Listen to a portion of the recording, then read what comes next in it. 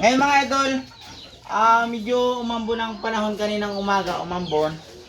So, bibigyan natin ng antibiotic ang ating mga alaga. Sasalubungin na natin ng antibiotic itong Ambroxetil.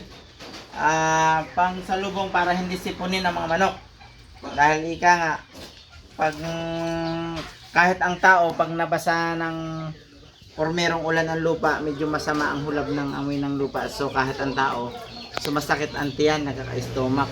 So ang mga manok naman, pag yan ay umulan, nasingawan ng lupa, so nagkakaroon ng sipon.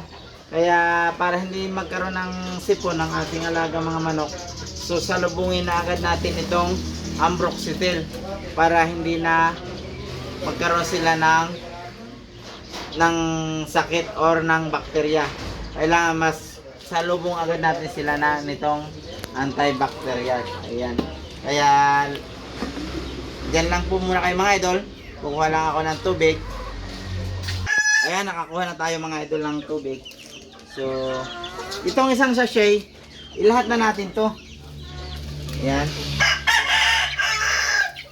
Lahat na natin para hindi magkaroon ng sipon ng ating mga manok. Ito yung antibacterial. Ambroxetil, talagang magaling. Ayan. So, kailangan naman yung ating painom.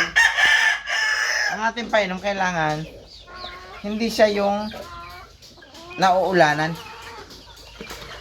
Nauulanan or naiinitan. Kaya, ipapatong natin siya doon sa hollow blocks. Kailangan may tungtungan para hindi malagyan ng buhangin. Ayan. So kaya dito nakakuble mga idol, cover ng kanlong ng kawayan para ang ating inuman ng manok ay laging malinis. Ayan, nandito sila.